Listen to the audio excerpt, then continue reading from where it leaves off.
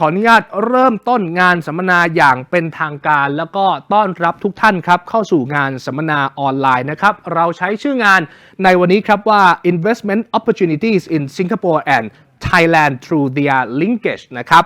เจาะลึกโอกาสการลงทุนในหลักทรัพย์สิงคโปร์และไทยด้วย DR ครับงานในวันนี้ก็จัดขึ้นมาบนความร่วมมือของตลาดหลักทรัพย์แห่งประเทศไทยร่วมกันกับทางตลาดหลักทรัพย์สิงคโปร์นะครับหรือว่า SGX ครับงานในวันนี้นะครับเบื้องต้นผู้ลงทุนหลายท่านในบ้านเราในประเทศไทยเนี่ยผมเชื่อว่าเคยลงทุนใน DR แล้วก็รู้จักอยู่แล้วนะครับแต่อาจจะมีบางท่านที่ยังไม่รู้จักกับ DR นะครับผมขอใช้เวลาตรงนี้สั้นๆนิดเดียวในการสรุปให้ทุกท่านเข้าใจง่ายๆว่า DR คืออะไรนะครับ DR นั้นเป็นตราสารที่ถูกออกแบบมาเพื่อให้นักลงทุนไทยที่สนใจซื้อขายหุ้นหรือว่า ETF ในต่างประเทศเนี่ยสามารถทำได้ง่ายๆบนกระดานการซื้อขายของตลาดทรัพย์แห่งประเทศไทยเลยนะครับ DR เนี่ยนะฮะชื่อภาษาอังกฤษเต็มๆนะครับก็คือ Depository Receipt นะครับแต่ท่านจำว่า DR ก็พอนะครับจำได้ง่ายๆเนี่ยนะฮะ DR คือตราสารแสดงสิทธิ์ผ่านการฝากหลักทรัพย์ต่างประเทศเป็นหลักทรัพย์ที่จดทะเบียนให้ซื้อขายได้เหมือนหุ้นเลยนะครับผมอธิบายเพิ่มเติมอย่างนี้ครับก็คือผู้ออก DR เนี่ยนะครับจำเป็นจะต้องได้รับอนุญาตจากทางสำนักงานกลต.ก่อนอาจจะเป็นโบรกเกอร์แบบนี้เป็นต้นเนี่ยนะฮะเขาก็จะไปซื้อหุ้นในต่างประเทศสมมุติว่าเป็นหุ้น ABC สมมุติเนี่ยนะฮะเขาก็ไปซื้อหุ้นตัวนี้มาเก็บไว้กับเขาและเสนอขาย DR ที่อ้างอิงผลตอบแทนเนี่ยนะครับเหมือนกับหุ้นตัวนี้เลยเพราะว่าเขาไปซื้อหุ้นนี้มาจริงเนี่ยนะฮะให้กับผู้ลงทุนไทยเราก็จะสามารถซื้อได้ในรูปสกุลเงินบาทเพราะว่าเขาแปลงมาให้แล้วเราก็จะสามารถซื้อบนกระดานเซ็ตผ่านระบบสตรีมมิ่งเนี่ยได้เลยแบบง่ายๆเนี่ยนะฮะดังนั้นครับผู้ที่ถือ DR อันนี้ก็จะได้รับสิทธิประโยชน์ต่างๆเสมือนไปลงทุนในหลักทรัพย์ที่อยู่ต่างประเทศโดยตรงนะครับและผู้ลงทุนเมื่อสักครู่ผมเกริ่นไปแล้วนะครับว่าเราสามารถซื้อขายได้เลยอย่างเช่นท่านมีสตรีมมิ่งซื้อขายหุ้นอยู่แล้วเนี่ยท่านก็สามารถกดซื้อขายได้เหมือนกับเป็นหลักทรัพย์ในกระดานหุ้นทั่วไปโดยปกติเลยเนี่ยนะครับแล้วก็ค่าธรรมเนียมในการซื้อขายก็เหมือนกับซื้อขายหุ้นทั่วๆไปครับท่านจะซื้อหุ้นอะไรซื้อ DR ในกระดานก็จ่ายค่าธรรมเนียมเท่ากันนะครับอันนี้ก็น่าจะเป็นเครื่องมือการลงทุนที่ทำให้ทุกท่านเนี่ยสะดวกนะครับไม่จำเป็นต้องไปเปิดบัญชีใหม่ใช้บัญชีซื้อขายหุ้นที่มีอยู่แล้วซื้อหุ้นต่างประเทศในรูปแบบของ DR หรืออาจจะเป็น ETF ต่างประเทศในรูปของ DR ก็ได้นะครับถ้าดูปัจจุบันนี่นะฮะตลาดทรัพย์แห่งประเทศไทยเรามี DR ที่เปิดให้ซื้อขายแล้ว2ตัวแล้วก็เด่นๆทั้งนั้นเลยนะครับคนน่าจะชื่นชอบนะครับก็คือ DR ตัวแรกเนี่ยเป็น DR ที่อ้างอิง ETF เวียดนามตามดัชนี VN30 นะครับก็จะสะท้อนหุ้นชั้นนำ30บริษัทในตลาดหลักทรัพย์โฮจิมินห์ของเวียดนามอันนี้คือตัวแรกส่วนอีกตัวนะครับเพิ่งมีมาไม่นานนี้แล้วก็ป๊อปปูล่าเป็นอย่างมากราคาเขาปรับตัวลงมาให้เราซื้อพอดีเลยนะฮะตอนนี้เริ่มฟื้นขึ้นมาบ้างก็คืออาลีบาบา DR นั่นเองครับก็อ้างอิงกับหุ้นของบริษัทอาลีบาบาที่จดทะเบียนอยู่ในตลาดทรัพย์ฮ่องกงนะครับและในอนาคตก็จะมี DR ตัวอื่นๆเพิ่มเติมเข้ามาอย่างเช่นวันนี้เราเชิญทาง SGX มาร่วมพูดคุยเนี่ยก็อาจจะมีความเป็นไปได้นะครับว่าในอนาคตเราจะได้ลงทุนในสินค้าหรือว่าหลักทรัพย์ดีๆจากทางตลาดทรัพย์เวียดนามนะครับเพราะฉะนั้นท่านที่สนใจอยากจะศึกษาหาข้อมูลเพิ่มเติมนะครับเกี่ยวกับ DR หรือว่าอยากจะเรียนรู้เรื่องการลงทุนต่างๆเนี่ยเข้าไปได้ที่เว็บไซต์ของตลาดทรัพย์นะครับwww.setinvestnow.com นะครับโอเคผมเริ่มต้นให้ข้อมูลกับทุกท่านประมาณนี้นะครับและเราจะเริ่มต้นช่วงแรกของงานสัมมนากันเลยลำดับแรกนี้นะครับผมขอเรียนเชิญทางดร.รินใจชาคอนพิพัฒน์นะครับรองผู้จัดการหัวหน้าสายงานการตลาดของตลาดทรัพย์แห่งประเทศไทยครับขอเชิญให้เกียรตินะครับกล่าวเปิดงานสัมมนาในวันนี้เรียนเชิญดร.รินใจเลยครับ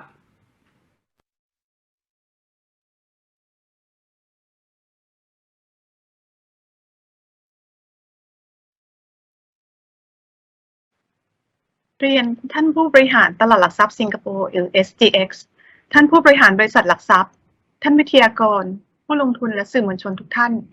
ในนามของตลาดหลักทรัพย์แห่งประเทศไทยดิฉันขอต้อนรับทุกท่านเข้าสู่งานสัมมนา Investment Opportunities in Singapore and Thailand through DR Linkage เจาะลึกโอกาสการลงทุนในหลักทรัพย์สิงคโปร์และไทยด้วย DR ซึ่งเป็นความร่วมมือระหว่างตลาดหลักทรัพย์แห่งประเทศไทยและตลาดหลักทรัพย์สิงคโปร์หรือ SGX นะคะที่จัดขึ้นเพื่อเตรียมพร้อมนะคะให้ข้อมูลทุกท่านได้ทำความรู้จักกับหลักทรัพย์ที่น่าสนใจใน SGX นะคะแล้วก็เตรียมพร้อมสำหรับการซื้อขาย DR ที่จะอ้างอิงกับหลักทรัพย์สิงคโปร์ในอนาคตอันใกล้นี้นะคะที่ผ่านมาตลาดหลักทรัพย์เนี่ยได้มีการส่งเสริมให้มี DR เข้ามาจดทะเบียนนะคะเพื่อเป็นทางเลือกในการกระจายการลงทุนไปต่างประเทศนะคะสำหรับผู้ลงทุนและปัจจุบันเราก็มี DR เข้าจดทะเบียนแล้วนะคะได้แก่ DR ที่อ้างอิงกับ ETF ของดัชนีหุ้นเวียดนามนะคะดัชนี DR ที่อ้างอิงกับหุ้นอาลีบาบาแล้วก็ยังจะมี DR อื่นๆเข้าจดทะเบียนตามกันมาเร็วๆนี้นะคะรวมถึงเราคาดว่าจะมี DR ที่อ้างอิงกับหลักทรัพย์สิงคโปร์เข้ามาจดทะเบียนด้วยค่ะสิงคโปร์ก็เป็นประเทศหนึ่งที่มีความสำคัญทางด้านเศรษฐกิจในภูมิภาคเอเชียตะวันออกเฉียงใต้นะคะโดยคาดว่าในปีนี้เนี่ยสิงคโปร์จะมีการเติบโตของ GDP ประมาณ 6% นะคะแล้ว SGX เองเนี่ยก็มีหลักทรัพย์ที่เข้ามาจดทะเบียนมากมายนะคะไม่ว่าจะเป็นหลักทรัพย์ที่อยู่ในประเทศสิงคโปร์เองหรือว่าในต่างประเทศนะคะโดย SGX เนี่ยมีกองREITเข้ามาจดทะเบียนเป็นจำนวนมากนะคะโดยปัจจุบันเนี่ย SGX มี REIT เข้ามาจดทะเบียนถึง44กองนะคะแล้วมีมูลค่านะคะตามราคาตลาดเนี่ยรวมกันกว่า 110,000 ล้านดอลลาร์สิงคโปร์นะคะหรือคิดเป็นประมาณสัก 12% ของมูลค่าตลาดรวมและมีผลตอบแทนเฉลี่ยประมาณ9% ต่อปีนะคะถ้าคิดแบบทบต้นโดยกองREITในที่จดทะเบียนใน SGX นั้นนะคะมีความหลากหลายอย่างมากนะคะไม่ว่าจะเป็น Commercial REIT นะคะหรืออาคารสำนักงานให้เช่า Industrial REIT นะคะพวกคลังสินค้า Data Center นะคะหรือศูนย์ข้อมูลหรือว่า REIT ในกลุ่ม Being นะคะโดยกองทุนREIT เหล่านี้เนี่ยลงทุนในสินทรัพย์ทั่วโลกกว่า20ประเทศนะคะในงานสัมมนาครั้งนี้ก็ถือเป็นโอกาสดีที่ทุกท่านจะได้มีโอกาสศึกษาแนวโน้มเศรษฐกิจนะคะแล้วก็ข้อมูลของหลักทรัพย์ใน SGX ซึ่งในวันนี้เนี่ยจะนำเสนอด้วยการ3หลักทรัพย์ด้วยกันนะคะได้แก่ Nico AM Straight Trading Asia X Japan Week ETF นะคะซึ่งลงทุนในกองREITและ Trust ในภูมิภาคเอเชียยกเว้นญี่ปุ่น Fraser Logistics and Commercial Trust ซึ่งลงทุนในอสังหาริมทรัพย์เชิงอุตสาหกรรมและเชิงพาณิชย์ในออสเตรเลียเยอรมันสิงคโปร์สหรัฐอาณาจักรและเนเธอร์แลนด์และสุดท้ายก็คือ AEM Holdings นะคะซึ่งเป็นผู้นำทางด้านเทคโนโลยีและการให้บริการทดสอบกระบวนการผลิตเซมิคอนดักเตอร์ซึ่งตั้งอยู่ในสิงคโปร์มาเลเซียอินโดนีเซียจีนและก็ฟินแลนด์นะคะสุดท้ายนี้ตลาดหลักทรัพย์ขอบคุณท่านวิทยากรทุกท่านนะคะที่มาให้ข้อมูลการลงทุนแล้วหวังว่างานสัมมนาในวันนี้เนี่ยจะเป็นประโยชน์ต่อผู้เข้าร่วมสัมมนาทุกท่านและทำให้ท่านมีข้อมูลของหลักทรัพย์ที่น่าสนใจใน SGX มากขึ้นแล้วก็หวังว่าคงจะเป็นจุดเริ่มต้นนะคะของการขยายโอกาสให้บริษัทหลักทรัพย์ไทยนำผลิตภัณฑ์จาก SGX เข้ามาสู่ผู้ลงทุนไทยได้ซื้อขายในรูปแบบของ DR เพิ่มเติมด้วยในอนาคตค่ะขอบพระคุณค่ะ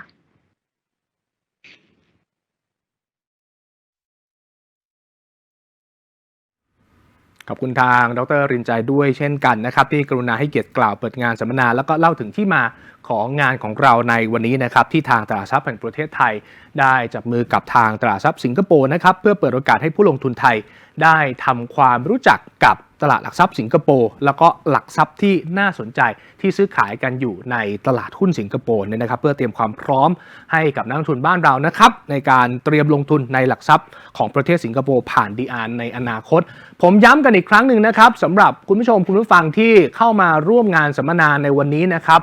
เรามีบริการล่ามแปลภาษาให้กับทุกท่านด้วยนะครับวันนี้เราจะสัมมนากันในรูปแบบ2ภาษาถ้าหากท่านอยากฟังเป็นภาษาไทยนะครับด้านซ้ายล่างบนหน้าจอของทุกท่านนะครับจะมีปุ่มแปลภาษาอยู่นะครับจะมีปุ่ม interpreter เนี่ยนะครับท่านสามารถกดเลือกภาษาที่ต้องการได้เลยอยากจะฟังทั้งหมดเป็นภาษาไทยอยากจะฟังทั้งหมดเป็นภาษาอังกฤษหรือว่าอยากจะฟังแบบออริจินอลจากเสียงต้นฉบับนะครับสามารถเลือกได้ทั้ง3แบบนะครับเอาละครับลำดับถัดไปจะเป็นการบรรยายเกี่ยวกับทิศทางและกลยุทธ์การลงทุนในตลาดสิงคโปร์นะครับโดยมิสเตอร์เจฟโฮวีครับเป็น Market Strategist นะครับของทาง Singapore Exchange ครับคุณเจฟโฮวีเนี่ยนะฮะเป็นผู้มีประสบการณ์ในตลาดการเงินและด้านเศรษฐศาสตร์มากกว่า25ปีครับ ทั้งด้านเศรษฐศาสตร์มหาภาคในระดับโลกแล้วก็มีชื่อเสียงในเรื่องของการวิเคราะห์ปัจจัยที่ส่งผลต่อตลาดการเงินนะครับรวมถึงผลกระทบต่อสินทรัพย์ในประเภทต่างๆครับคุณเจฟนั้นมีผลงานการเขียนบทความนะครับที่ชื่อว่า SGX My Gateway เนี่ยนะครับซึ่งกล่าวถึงพัฒนาการต่างๆเกี่ยวกับหลักทรัพย์ในตลาดสิงคโปร์เนี่ยกว่า10ปีนะฮะจึงเป็นที่รู้จักของตลาดการเงินสิงคโปร์แล้วก็มีผู้ติดตามคุณเจฟเนี่ยเป็นจำนวนมากนะครับ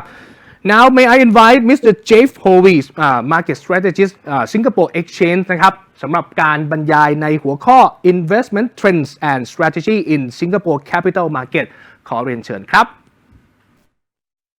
Thank you very much. I will proceed, and I believe everybody can hear me. What we're going to do for the next 20 minutes is provide an educative overview of the recent highlights of our stock market. It will, of course, be educational and non-advisory. So what I'd like to start with, I guess, is some economic context for Singapore. Singapore GDP posted a strong economic rebound last year to grow by 8%, with two key drivers of growth that AEM Holdings will discuss later, and they were industrial production growing 13% last year and our non-oil domestic exports growing 12%. Manufacturing makes up a quarter of Singapore's GDP, which extends to the stock market, with manufacturing-related stocks making up a quarter of the day-to-day trading turnover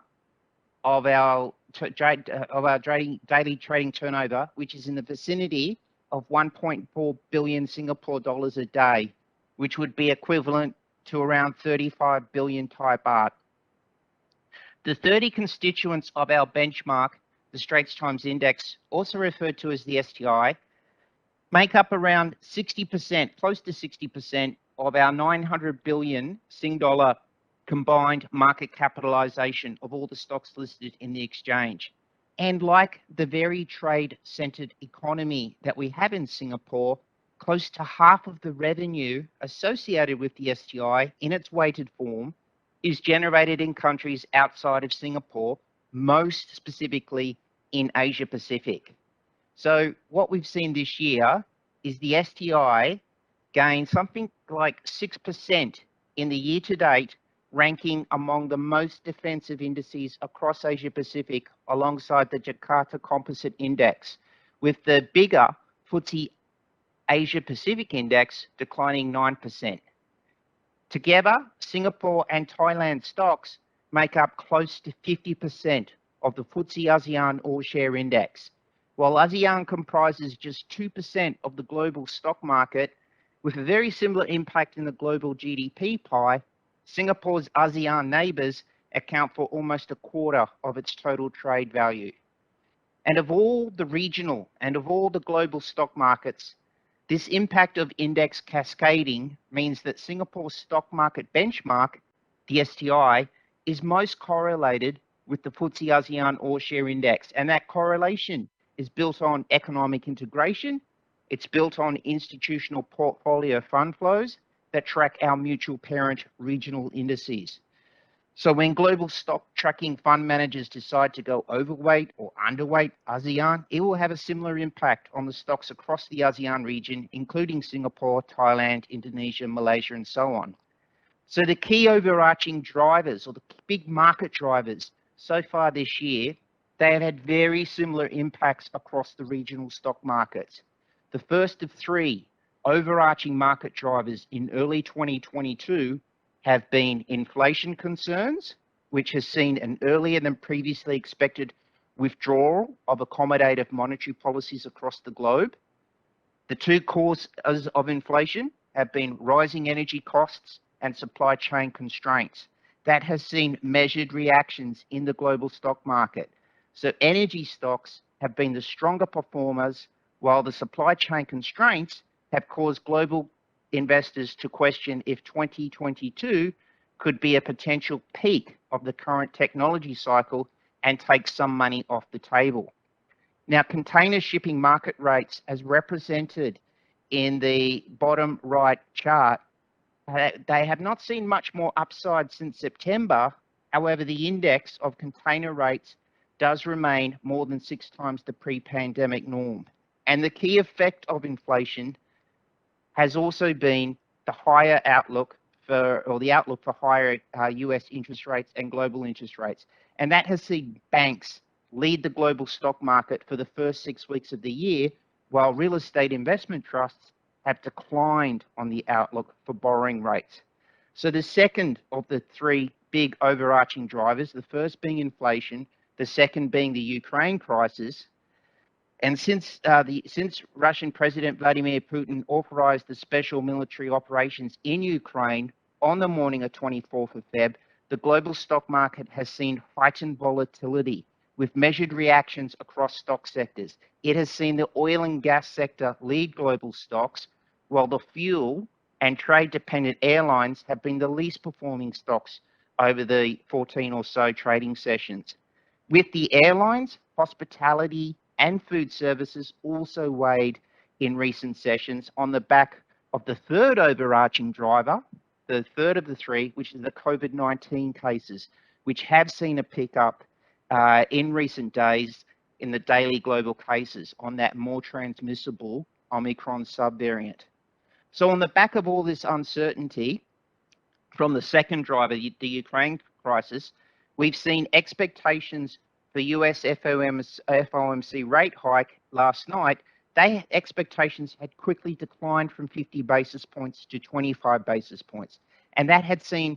global banks among the least performing sectors, and the REIT sector had ranked among the most defensive sectors alongside energy and utility. So these are the 3 key drivers that really are behind much of the recent moves in our Singapore stock market. So if you will, I'm giving you an overview of exactly what's been happening and what the key macro drivers have been in our market for the last 6 weeks. And it is very important because the banks are a very big part of our Straits Times Index. And as I said, banks have started the year very well, but then when expectations for the rate hike became less hawkish, they gave up a significant part of those early year gains. So the trio of DBS, OCBC, and UOB make up 20% of the total market capitalization of all stocks listed on SGX, in addition to 20% of the day-to-day turnover. And the 3 banks also make up 40% of the benchmark, the Straits Times Index. And banks which borrow short, banks that borrow short and lend long maintain positive correlations in their net interest income to US interest rates.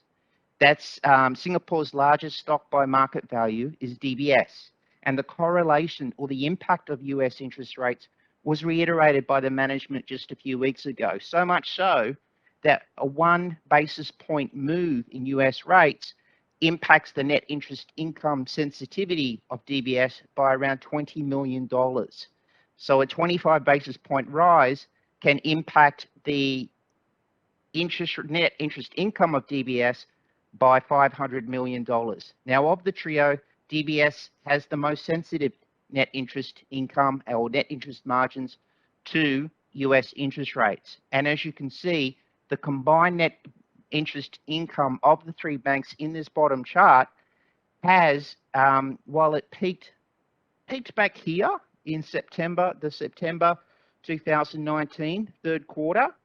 it has remained above the 5 billion threshold through 2020, through 2021, amid those low interest rates in the United States.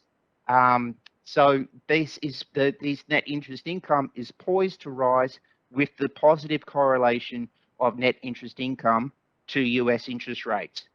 The other drivers of the banks include increased digitalization, the broadening of wealth management services, continued focus on supply chains and growth markets, and the ability to keep allowances low.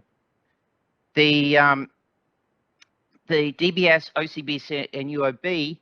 they had averaged as much as 17% gains in the year through to mid-February, but have trimmed that gain to 9% average as of the close yesterday. That's because of the most of the gains of the past 18 months were on the back of this upward shift in the US 210 yield curve, as shown in the top right. Now, I guess aside from the importance of interest rates on the performance of the banks, the faster moving markets that we have in these current market conditions have seen more short-term experienced investors take on much more shorter-term trading opportunities. So of the three banks, OCBC tends to see more retail participation on a day-to-day basis. And on the Tuesday last week, OCBC saw a volume-weighted average price of $11.35 on a sell-off, and that had net retail inflows that day close to $40 billion. Then on the Thursday session, 2 sessions later, there was a recovery. OCBC saw a volume-weighted average price 3% higher at $11.70, with net retail outflows this time, net retail selling of $10 million. So there's been the short-term opportunities with a lot of the expectations for the interest rates changing on a nightly basis with these, as I said, these key drivers, which include the inflation outlook, the Ukraine crisis, and the COVID-19 cases. But looking longer term, the three banks have generated very similar average annualized total returns of the past 20 years at 9% for DBS, 8% for OCBC and UOB every year for the past 20 years. That's average annualized total returns. And finally, I should mention that the trio also rank as second, sixth, and seventh largest stocks of the FTSE developed APAC ex-Japan Sustainable Yield Index, which tilts towards stocks not with extreme dividend yields, but rather the financial and operating strength of stocks with specific emphasis on companies with strong balance sheets and the ability to generate cash flow. Our REIT market is now a global hub. We've had our REIT market listed in Singapore for the past 20 years, and Singapore has grown to be one of the largest REIT and property trust markets across APAC. As of the end of last month, the combined market value of the REIT sector stood at 113 billion Sing dollars, and that represented 12.5% of the combined value of all stocks listed on trading on the Singapore Exchange. So you've got 20% of our market value represented by those three banks and another 12.5% represented by the REITs, which makes up a third. These two financial type sectors makes up a third of our total market value. And as many as 16 of these trusts exclusively invest in property assets outside of Singapore. Hence, there is a very strong global exposure across these 40 or so REITs listed in Singapore. 19 of the trusts invest in properties in both Singapore and outside Singapore, with just 5 of the REITs investing purely in Singapore. Of those 40 or so real estate investment trusts, as many as 10 trusts have properties in China, 7 REITs have properties in Japan, 6 REITs have properties in Malaysia. The trusts are also highly diversified across different property types, retail, industrial, office and hospitality properties, in addition to multiple REITs investing in healthcare related properties and specialized properties such as data centers. Of the 150 REITs listed across Asia Pacific, with a market cap of at least $500 million, Parkway Life, a healthcare related REIT, was among the top 5 performers over the past 3 years. And of the 150 REITs listed across APAC, with that $500 million market value, Suntec REIT has actually been the strongest performer in the year to date with a 12% gain. So the combined value of the S-REIT sector has also grown by 11% compound annual growth rate over the past 11 years. This is not, well, over the past 10 years, I should say. This is not just down to the performance,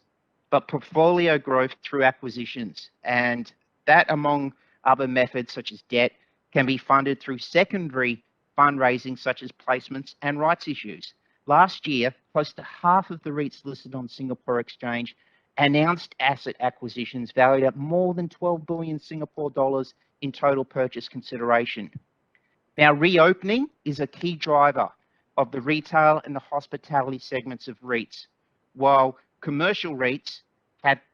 to continue to pivot into industries earmarked for growth like tech and health and so forth, while the industrial REITs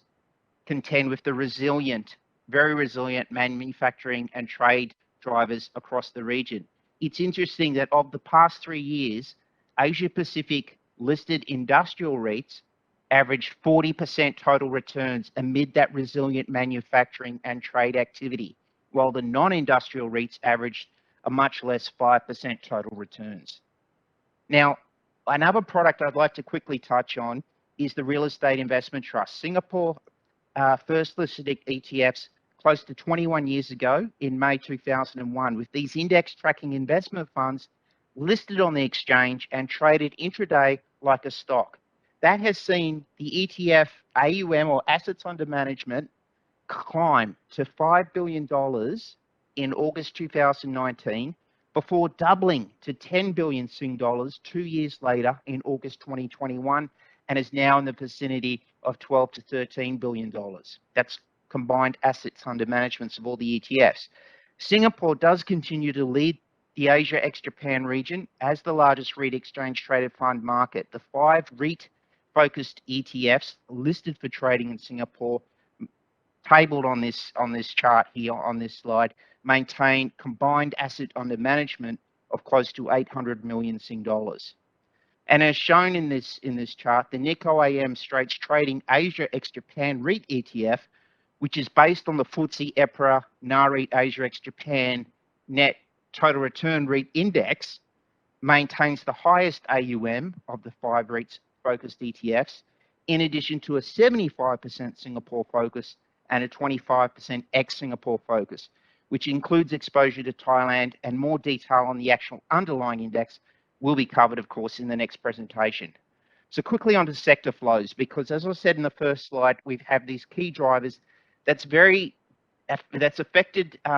different sectors very differently, very much measured moves. So as we said, we have 1.4 billion Sing dollars in average daily turnover each day. Now,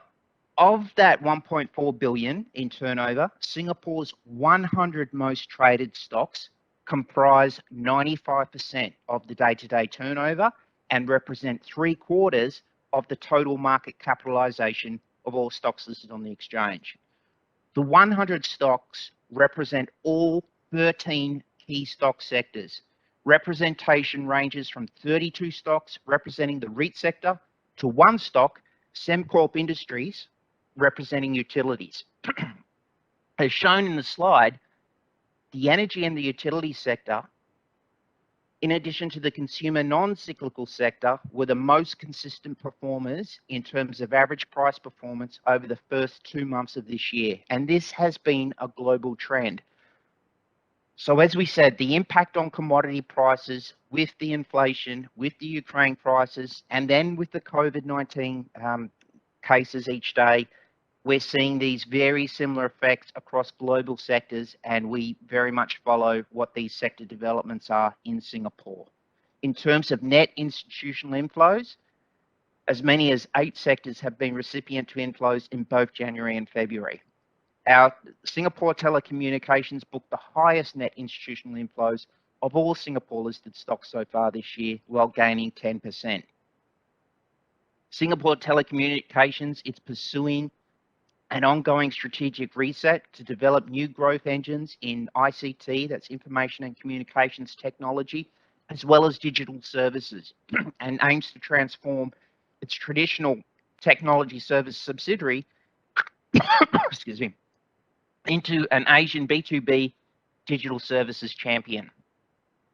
Its subsidiary in India, Airtel, has over 480 million customers in 16 countries across South Asia and Africa, ranking it amongst the top 3 mobile operators globally for not just the end of last year, but for quite some time.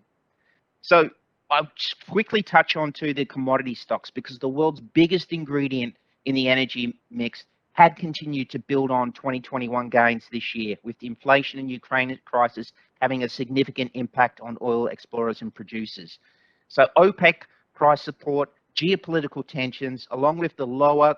global production capacity from the reduced investments in 2020 and 2021 were always poised to be upside key drivers for the price of oil, while on the potential downside, we've had potential downside for the price of oil. You have COVID-19 resurgence and variances, which had not really actuated until last week, and after peaking in terms of global cases in the third week of January. And then you have the potential offset from higher output from uncommitted OPEC members as well. This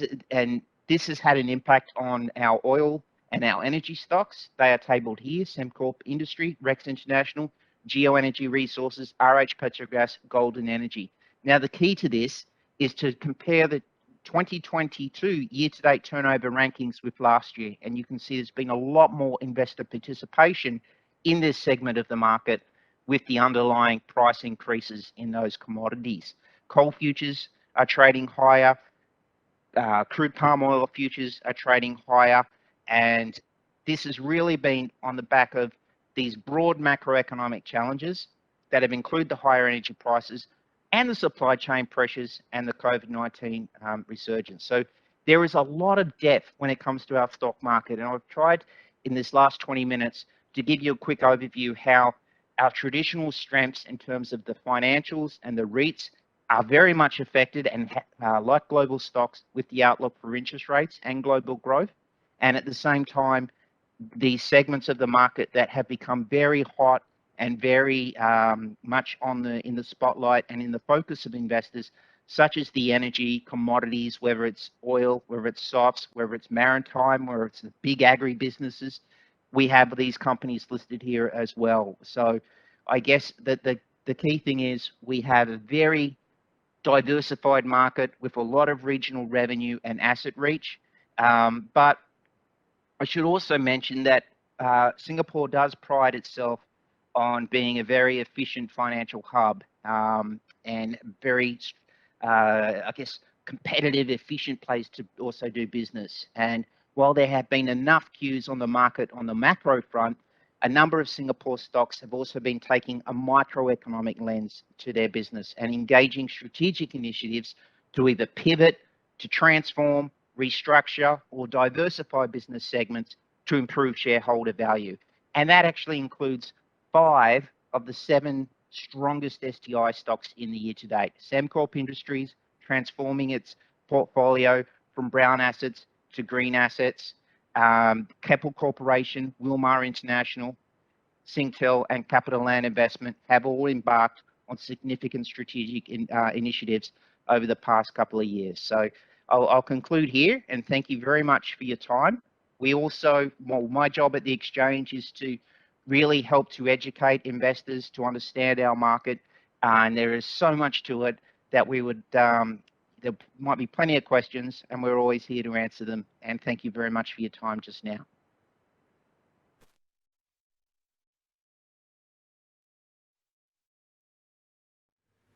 Thank you so much นะครับคุณเจฟโฮวีนะครับขอบคุณมากเลยครับสำหรับมุมมองโดยเฉพาะอย่างยิ่งเนี่ยนะครับแล้วก็เรื่องของจุดเด่นแล้วก็ธรรมชาติของตลาดหุ้นสิงคโปร์ว่าเขาเป็นยังไงบ้างมีจุดเด่นอะไรบ้างเนเจอร์เขาเป็นยังไงเนี่ยนะครับแล้วใครอยากจะไปลงทุนแล้วเนี่ยมันมีโอกาสอยู่ตรงไหนบ้างนะครับน่าจะเห็นภาพได้ชัดเจนมากยิ่งขึ้นครับในลำดับถัดไปเนี่ยนะฮะเดี๋ยวผมจะเชิญคุณผู้ชมชาวไทยที่สนใจเรื่องของการลงทุนในสิงคโปร์เนี่ยนะครับมีโอกาสได้รับฟังในส่วนของบริษัทจดทะเบียนในส่วนของหลักทรัพย์จากทางสิงคโปร์เองเนี่ยนะครับเราเชิญมา3บริษัทมาร่วมพูดคุยกันนะครับแต่ละบริษัทเนี่ยจะมีเวลาในการนำเสนอข้อมูลสักประมาณ20นาทีแล้วเราจะต่อด้วยเซสชั่น Q&A เนี่ยนะครับอีกสักประมาณ10นาทีนะครับเพราะฉะนั้นถ้าหากท่านผู้มีเกียรติที่รับชมรับฟังอยู่เนี่ยนะครับมีข้อสงสัยมีอะไรอยากจะร่วมพูดคุยสอบถามกับวิทยากรของเราวันนี้ก็ส่งคำถามเข้ามาได้เลยนะครับเมื่อสักครู่นี้คุณเจฟพูดถึงจุดเด่นอย่างหนึ่งของสิงคโปร์ว่ามีเรื่องของกอง REIT มี Property Trust เนี่ยนะครับอยู่เป็นจำนวนมากวันนี้เราก็จะเชิญกลุ่มนี้มาแนะนำด้วยเช่นกันนะครับเพราะฉะนั้นบริษัทแรกที่จะมาร่วมให้ข้อมูลนะครับก็คือกอง REIT และ Trust ในภูมิภาคเอเชียยกเว้นญี่ปุ่นจากบริษัทหลักทรัพย์จัดการกองทุน Nico นะครับหรือว่า Nico AM Straight Trading Asia X Japan REIT ETF นะครับวันนี้ครับเราได้รับเกียรติจากคุณเจอร์มินวองนะครับซึ่งคุณเจอร์มินวองเนี่ยดำรงตำแหน่งเป็นผู้อำนวยการฝ่ายพัฒนาผลิตภัณฑ์เป็นหัวหน้าทีมพัฒนาธุรกิจนะครับ ETF ในภูมิภาคเอเชียของบลจ. Nico ครับคุณเจอร์มินนะครับร่วมงานกับทาง Nico เนี่ยมาตั้งแต่ปี 2557 แล้วครับปัจจุบันก็ดูแลด้านการตลาดและการขายรวมถึงการพัฒนาผลิตภัณฑ์ ETF นะครับร่วมกับโบรกเกอร์แล้วก็ผู้ดูแลสภาพคล่องเพื่อให้มั่นใจว่าการซื้อขายทั้งหมดนั้นจะเป็นไปอย่างมีประสิทธิภาพนะครับMay I invite Mr. Jermin Wong นะครับ Head of Asia ETF Business Development Product Development Director นะครับขอเรียนเชิญคุณเจอร์มินครับ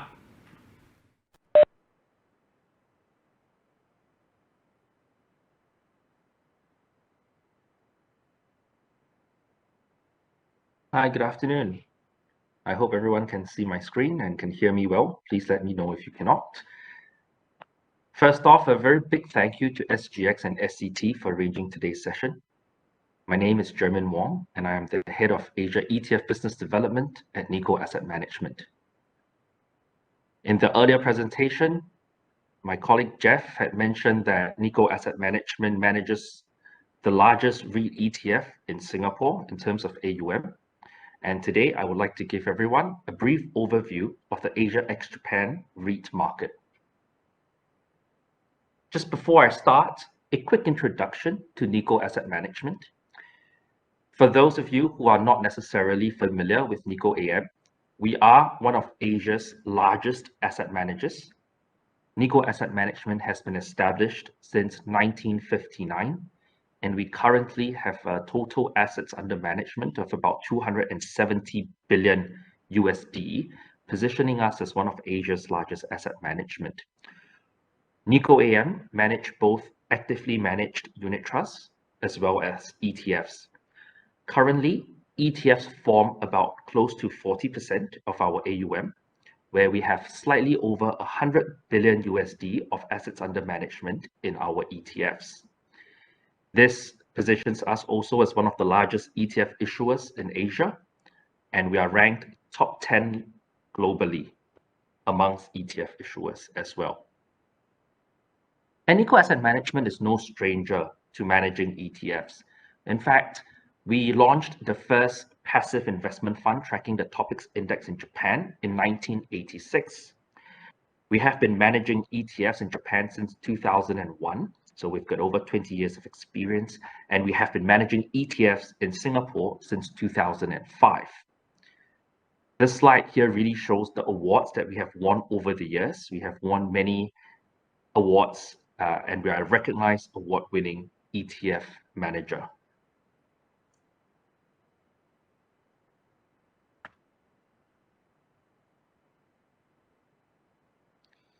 So just a brief overview of the Asia ex-Japan REIT market. I would like to show you that in 2002, just 20 years ago, the first ever REIT was listed in Asia ex-Japan in Singapore. And since then, in the past 20 years, the Asia ex-Japan REIT market has grown exponentially. You can see year after year, there are new REITs being listed in Asia ex-Japan.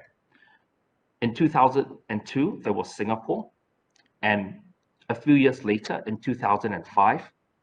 there were REITs listed in Taiwan, there were REITs listed in South Korea, as well as in Hong Kong. In 2011, Malaysia came in. Subsequently, in 2014, Thailand started having REITs as well.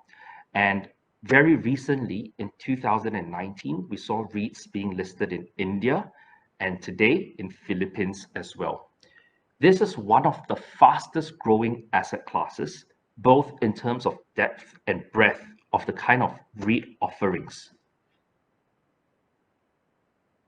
And today, the overall Asia ex-Japan REIT market has got a market cap of close to 200 billion US dollars. And amongst all of this, Singapore REITs offer a much higher Sharpe ratio versus REITs in other regions. If you're not familiar with what a Sharpe ratio is, it's effectively your risk-adjusted returns. The higher the Sharpe ratio, the better it is looking at your volatility versus your returns of the past 10 years. So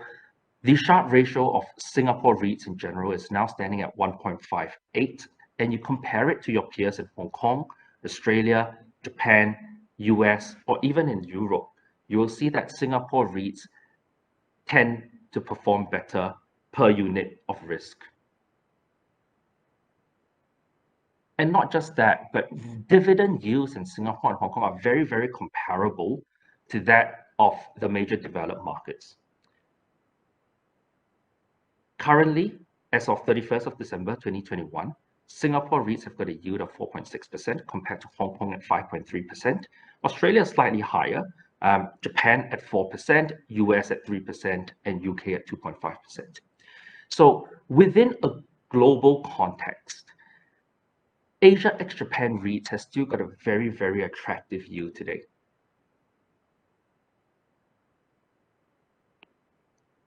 I'd like to just mention a little bit more about the index. So our ETF tracks the FTSE EPRA Nareit Asia ex-Japan Net Total Return REIT Index. So it's a very long name. Let me try and break this down for everyone. FTSE is a global index leader. I think many of you are familiar with FTSE. And FTSE has partnered up with EPRA and Nareit, EPRA being the European Public Real Estate Association, and Nareit is the North American version of it, where these are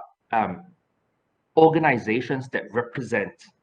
the real estate associations of those respective countries. Now, the FTSE EPRA Nareit Real Estate Index is a very internationally recognized and institutional grade index. It is one of the most popular indices in the world when it comes to real estate or REITs. Now, what Nico Asset Management has done is that we look at the global index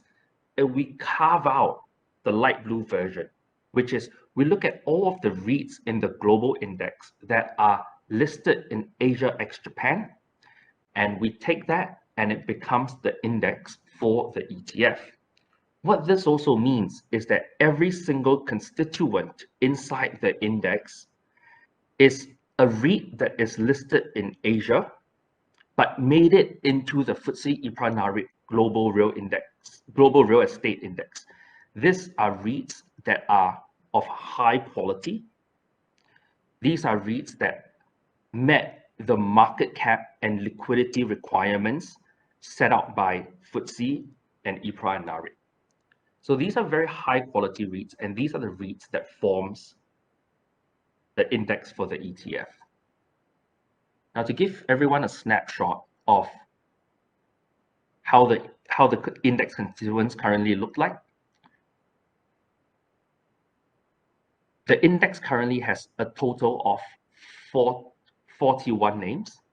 Not too long ago, when we first listed the ETF in 2017, the index had only 24 names. And today it's got 41 names. Again, this is very much in line and very representative of the growth in the Asia ex-Japan REIT market.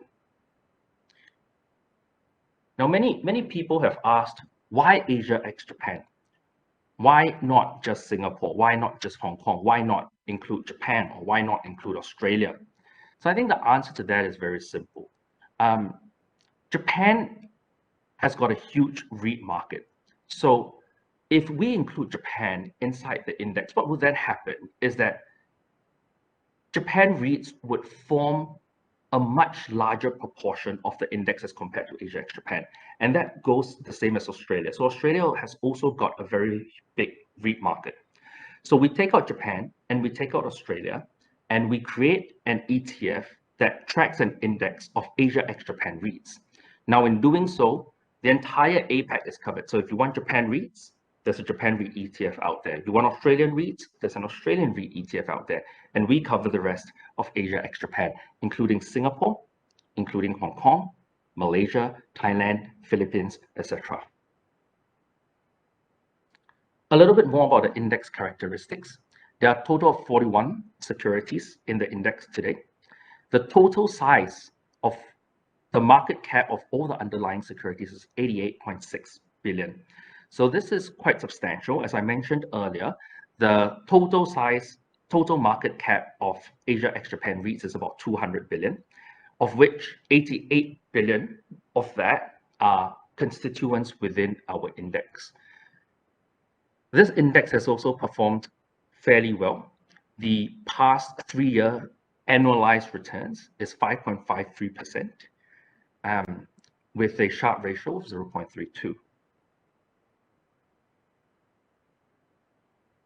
So yes, Singapore most certainly is the REIT capital of Asia. So by virtue of that fact, most of Asia ex-Japan REITs are listed in Singapore. So if we look at the country weight of the index, almost 75% of the REITs are listed in Singapore, followed by Hong Kong, which forms the second largest, 15%, and then India, Malaysia, China, Thailand, Philippines, etc. So the investing in this index, in this ETF, gives you a very good diversification across REITs, not just in Singapore, but across REITs over the entire Asia ex-Japan, but not only in terms of countries, but also in the types of REITs. So 36% of the index are retail REITs, really shopping centers, with 30% in industrial REITs, 13% in office REITs, and 11.7% in diversified REITs. We've also got a small allocation in the index to hotels and resorts in specialized REITs, as well as healthcare REITs. So like, for example, hospitals or medical centers. But retail, industrial, and offices together represent over 50% of the index.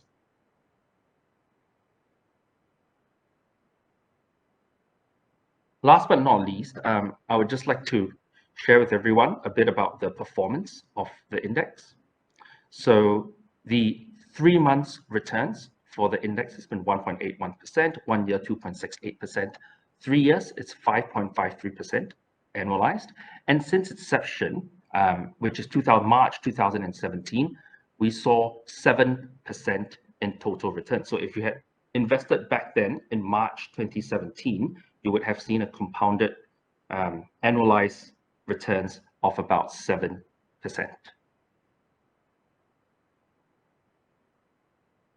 So that really brings me to the end of my presentation. I hope I've given everyone a good overview of the current Asia ex-Japan REIT market. And I'm very happy to take any questions from the floor. Thank you.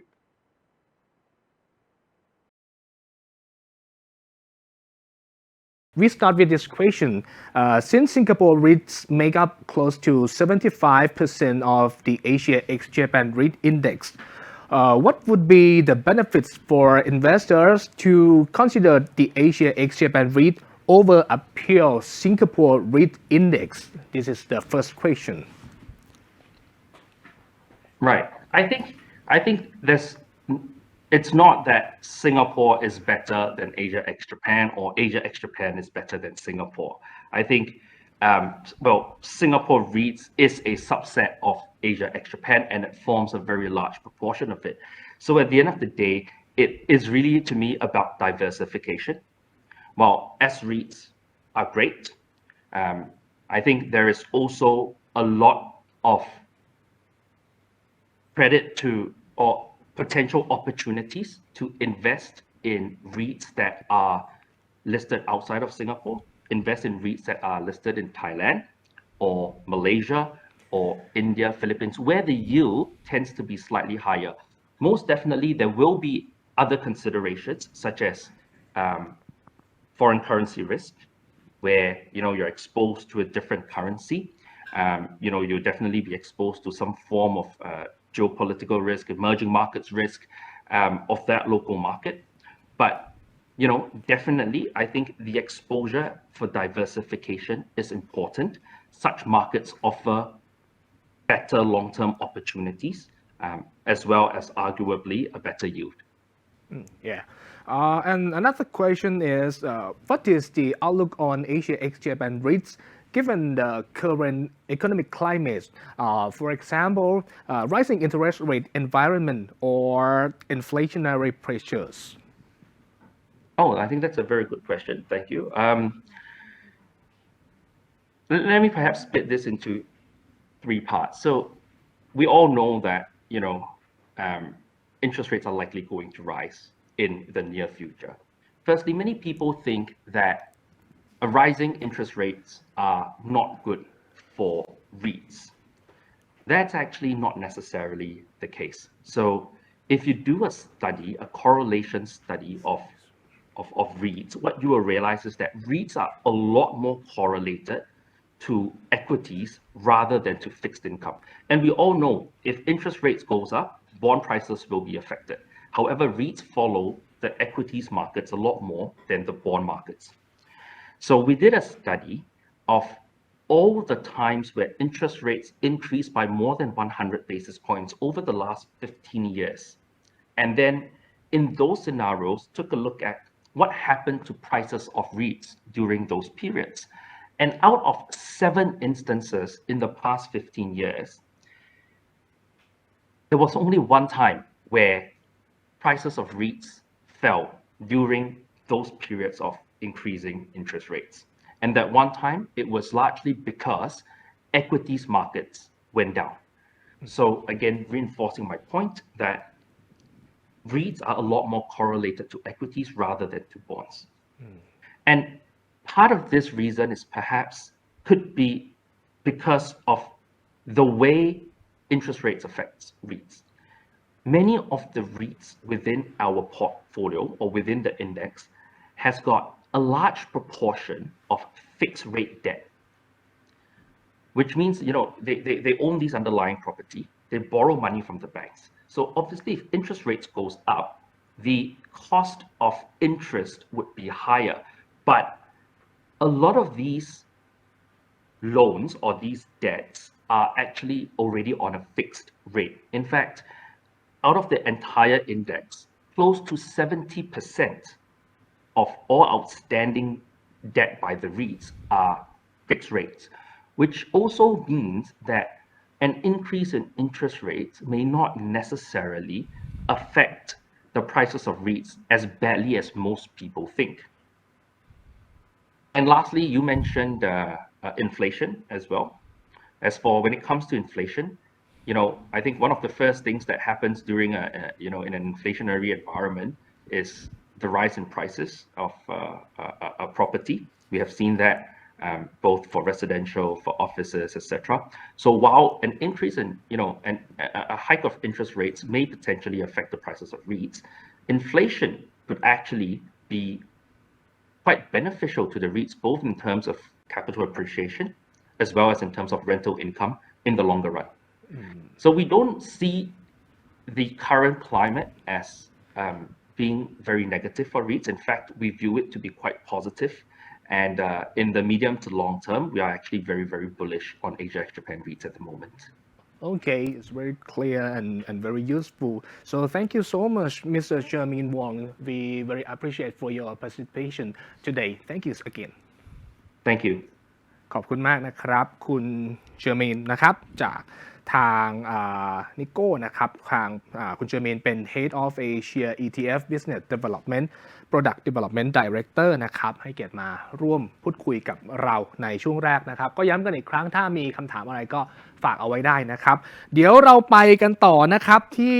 ลำดับต่อไปครับยังคงมีบริษัทที่น่าสนใจนะครับมาร่วมพูดคุยและนำเสนอข้อมูลให้กับทุกท่านครับบริษัทที่2นี้เป็นข้อมูลของกองทุนกอง Trust นะครับในอสังหาริมทรัพย์เชิงอุตสาหกรรมและเชิงพาณิชย์ที่มีมากกว่า100 property นะครับในออสเตรเลียในเยอรมนีนะครับสิงคโปร์มีอยู่ในสหราชอาณาจักรในเนเธอร์แลนด์แบบนี้เป็นต้นนะครับก็คือจากกอง Trust ที่ชื่อว่า Fraser Logistics and Commercial นะครับวันนี้ครับ ก็ขออนุญาตแนะนำ2ท่านที่จะมาร่วมพูดคุยกับเรานะครับท่านแรกจะเป็นคน presentation เนี่ยนะครับเป็นคน present นำเสนอข้อมูลนะครับคือมิสเตอร์โรเบิร์ต วอลเลซนะครับเป็น CEO ครับคุณโรเบิร์ตนั้นเป็นผู้ผลักดันธุรกิจและวางแผนกลยุทธ์การลงทุนนะครับรวมถึงเป็นผู้นำในการบริหารงานให้มั่นใจว่าธุรกิจด้านบริหารสินทรัพย์ในกองรีทเนี่ยจะเป็นไปอย่างถูกต้องและมีประสิทธิภาพนะครับซึ่งคุณโรเบิร์ตนั้นมีประสบการณ์ในการบริหารกองอสังหาริมทรัพย์นะครับในแก่ Fraser Property ในออสเตรเลียนะครับซึ่งก็ดำรงตำแหน่งประธานบริหารมาตั้งแต่ปี 2007 เลยนะครับและในช่วง Q&A นะครับเราจะมีผู้บริหารอีก1ท่านนะครับก็คือมิสทริเชียโยนะครับซึ่งเป็น Chief Financial Officer นะครับจะเข้ามาจอยกับเราในช่วงของ Q&A นะครับและในเวลานี้นะครับmay I invite Mr. Robert Wallace Chief Executive Officer นะครับขึ้นมาเพื่อบรรยายในช่วงแรกนี้นะครับผมขอเรียนเชิญนะครับ Mr. Robert เชิญเลยครับ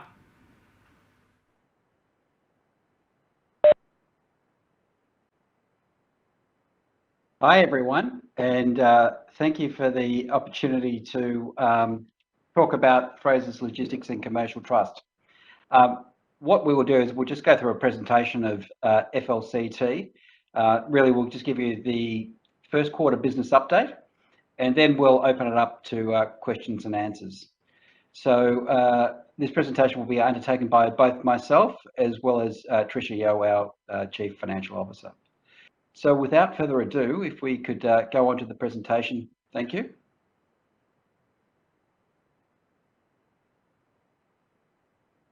And I'm just waiting for that to come up.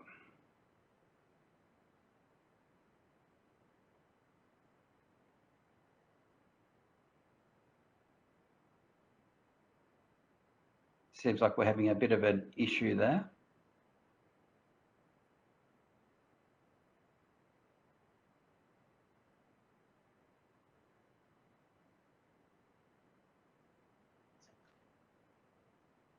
Okay, so this is our latest investor presentation that's been uploaded on the Singapore Stock Exchange. And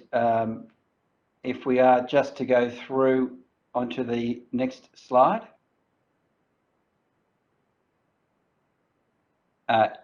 This is just an overview of the FLCT portfolio. As you can see here, we actually have 102 properties with a portfolio value of 7.3 billion Sing dollars. It's a well-occupied portfolio with an occupancy rate of 95.9% and a comfortable weighted average lease expiry of 4.7 years. You can see on the map here as to where the assets are actually located. There are 61 properties in Australia. Effectively, 58 of those properties are industrial properties and 3 are commercial properties, one being in Canberra, another being in Melbourne, and a third being in Perth, where we have a 50% stake in that asset. In Singapore, we currently have 2 properties, although we have announced the divestment of one, which I'll talk about in later slides. And in Europe, including the UK, we have a total of 39 properties with 4 in the UK. 3 of those are business parks and 1 industrial property. We also have 6 in the Netherlands, all industrial, and all industrial properties in Germany as well. So moving on to the next slide. We just provide to you here just a track record of our business since IPO back in June of 2016. You can see that we've undertaken over 5 billion Sing dollars of acquisitions and been quite active in relation to rebalancing the portfolio. We've actually divested now with our most recent divestment in excess of 1.3 billion Sing dollars in asset sales. Fortunately, all at premiums to book value. And over the journey for the last 6 years, we've actually acquired a number of assets, initially in Australia, but diversifying into markets such as Germany and the Netherlands. as well as through the merger with Fraser's Commercial Trust back in 2020. We've then included both the United Kingdom as well as Singapore. So more recently, we've started to undertake party acquisitions. So prior to that, essentially all of our acquisitions up until 2020 had been through our sponsor, Fraser's Property Limited, but more recently we've started to acquire through third parties, with our maiden third-party acquisition in 2021, I should say, being Blythe Valley Park, and then we've proceeded to actually acquire a number of other assets as well. So if we move through to the next slide, we'll have a quick snapshot in relation to our logistics and industrial portfolio. And essentially the theme for our logistics and industrial properties are modern assets in strong locations in key transport nodes. Fortunately, our industrial portfolio is 100% occupied. And certainly in Australia, we have built-in fixed annual increments with average annual increments equivalent to 3.1% per annum. Whilst in Germany, there is reference to CPI indexation. And you can see in the table on the right-hand side of this slide that a large proportion of our assets are actually freehold. Certainly with the UK and the Netherlands, 100% freehold, and Germany almost 100% freehold at 94.9%. But overall, a long while, as I said before, 100% occupied, and certainly a very big weighting towards industrial in relation to the entire FLC portfolio. So if we look at the business parks on the next slide, you can see here that we have actually got 5 modern business parks. They are well located with strong connectivity to city centres and transport routes. And once again, a healthy occupancy at 93.4%, a good while for business parks at 4.1 years. And looking at all of the assets, they're all modern assets, as I said before, and well suited to the marketplaces that they're in. So finally, looking across at CBD assets on the next slide.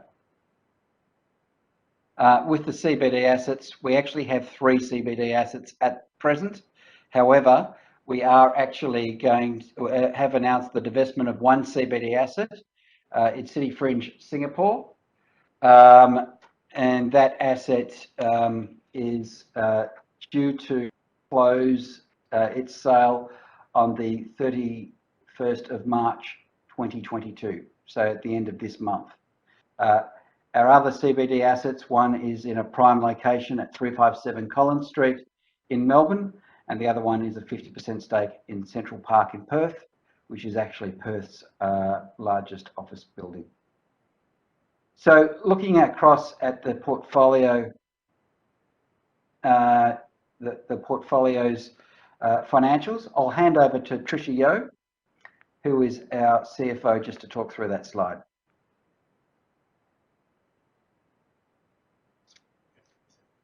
Hi, good afternoon.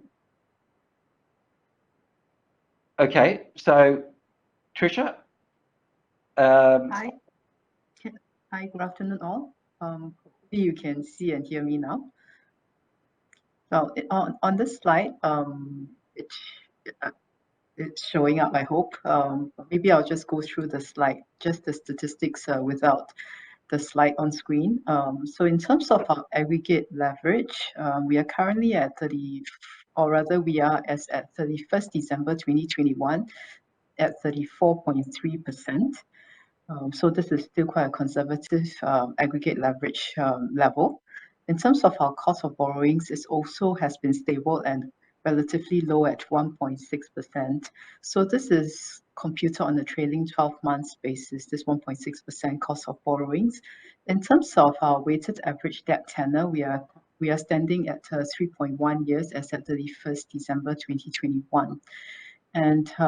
as you have heard in the Nico AM presentation, most of the REITs are quite have actually hedged their borrowings to fixed rates at quite a high proportion. We are similarly at that close to 72% level of borrowings at fixed rates, mitigating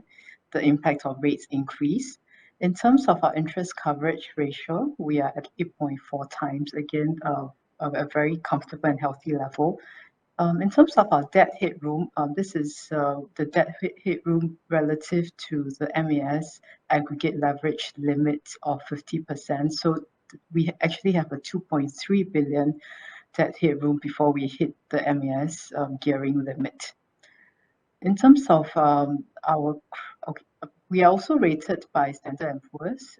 So we are an investment grade rating of BBB+ with a stable outlook.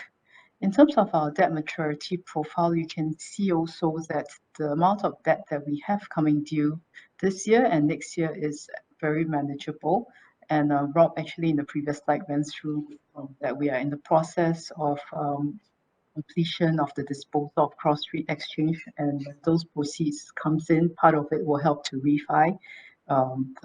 refinance part of the debts that are coming due in this year. So I'll hand back to Rob.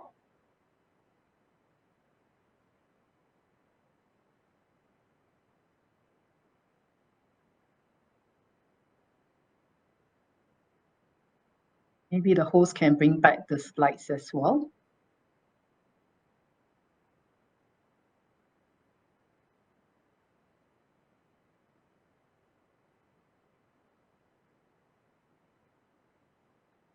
Maybe you can give the host a minute to bring back the slides and also bring Rob Wallace back to the presentation.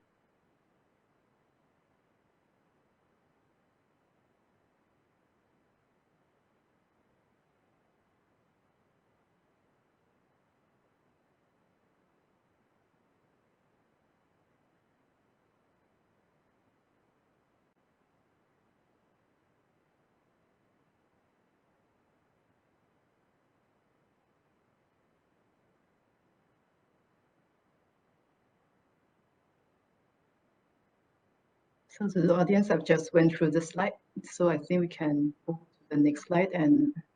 Rob can, if the host can bring Rob back to the presentation.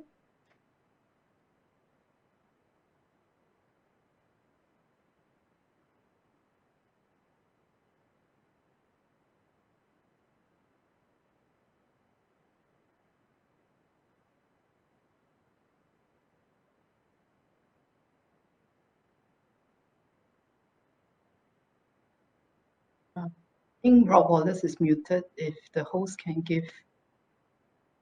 unmute Rob. Okay.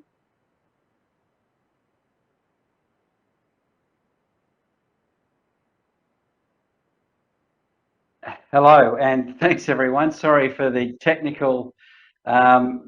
issues that we're having, but hopefully we're back on board.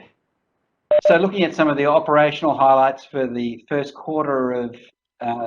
this financial year, we've had quite a busy leasing period for the first quarter, and you can see that we actually undertook just under 70,000 square metres of leasing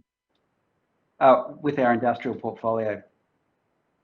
We've actually been able to maintain 100% occupancy with our logistics and industrial portfolio as well, and we only have 2.2% of our income expiring in the rest of this financial year. Looking at the commercial portfolio overall, including both the business parks and the CBD office, our occupancy is stable at around about 91%. We've got about 2.6% of our income expiring for the rest of this financial year. It's been a busy period in relation to acquisitions and divestments as well. We announced in November or late November a forward funding acquisition of a new prime warehouse in the UK. It's got a 15-year lease commitment from Victoria PLC, which is the UK's largest carpet manufacturer. In fact, Victoria PLC is the second largest carpet manufacturer in Australia as well. And the total consideration for that acquisition is £28.3 million. We also announced the development of Connection 2, which is the industrial unit development in Solihull, just outside of Birmingham in the UK, and the total development cost, including the land, is £23.3 million, and that's expected to be completed at around about 30 September 2022. From a divestments viewpoint, we announced the sale of a property in Port Melbourne for 42.5 million Australian dollars. That was a significant premium to the book value of 21 million Australian dollars. And more recently, we announced the divestment of Cross Street Exchange in Singapore for 810.8 million Sing dollars.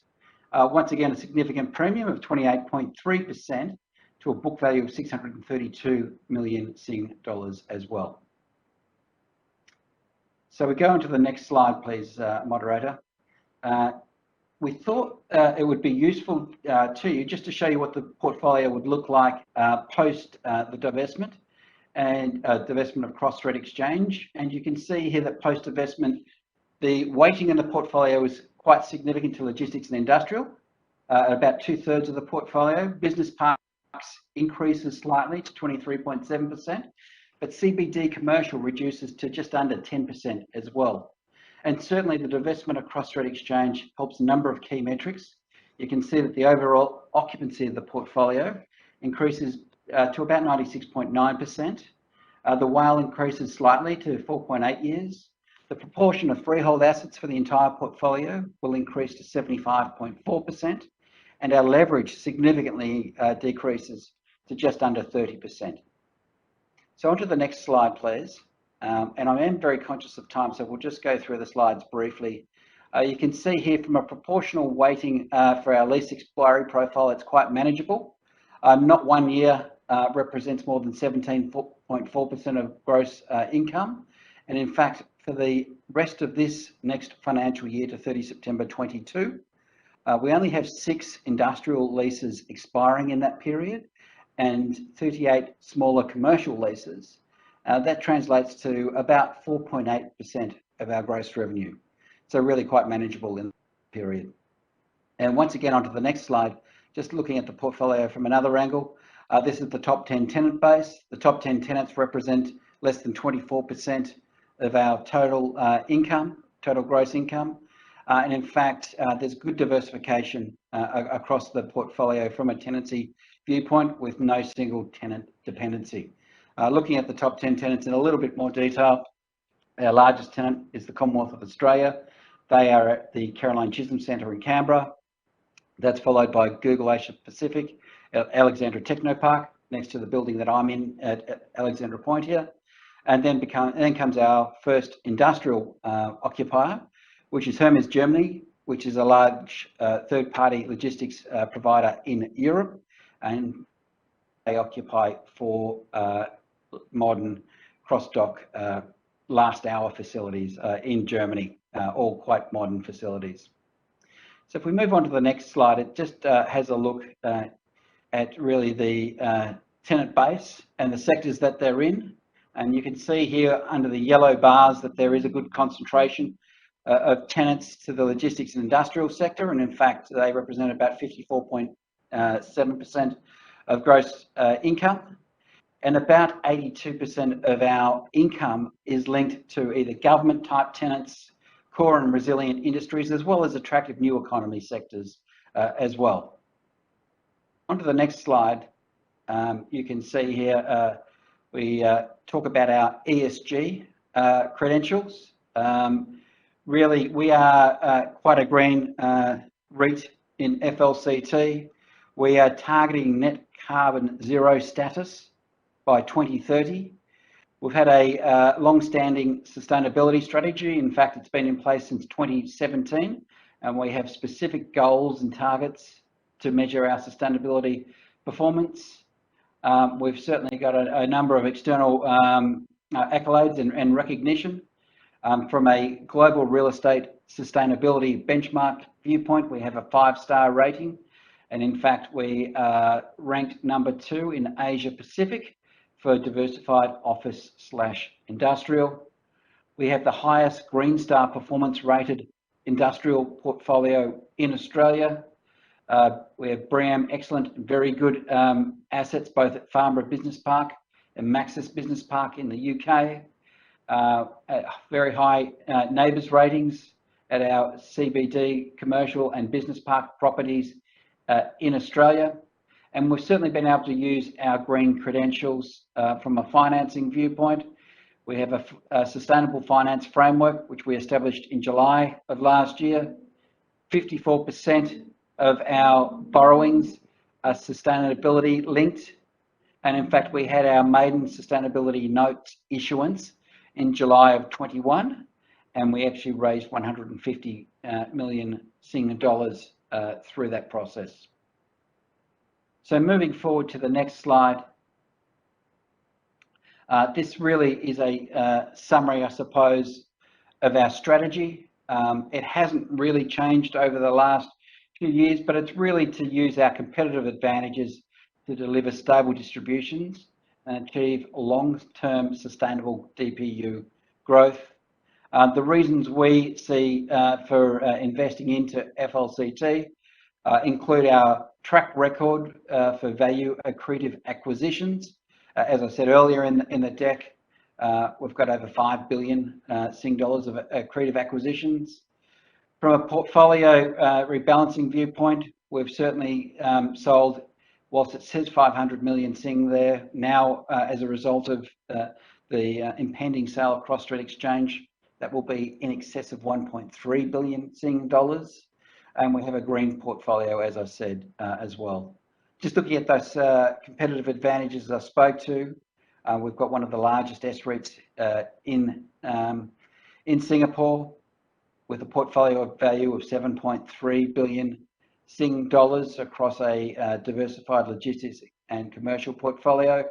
It's a well-occupied portfolio at over 95% occupancy. In fact, it will be higher after the divestment of Cross Street Exchange.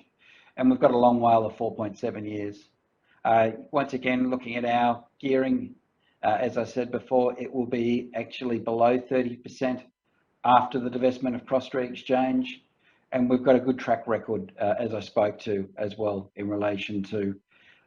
acquisitions and recycling. And more importantly as well, or as important, I should say, we have a experienced REIT management team and a committed and reputable sponsor in Fraser's Property Limited. And this all leads to stable distributions, and we're currently trading at a yield of certainly over 5% at this point in time. So that is the presentation for FLCT. I might refer back to the moderator for a Q&A session.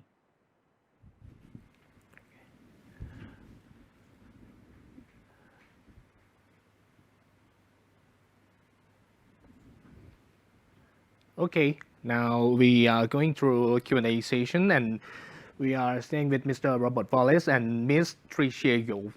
We have a lot of questions in this session, and we pick up this question is the first one. Perhaps a question on capital deployment. The question is, what is FLCT growth strategy for this year, especially given your recent divestment on the Cross Street Exchange commercial property in Singapore? For example, are you likely to deploy the proceeds toward L&I opportunities, or will you increase office exposure? Which are your preferred geography? Yeah, thank you for that question. And that's certainly a question that we have had from a number of our investors over the last couple of months. As we've stated in the past,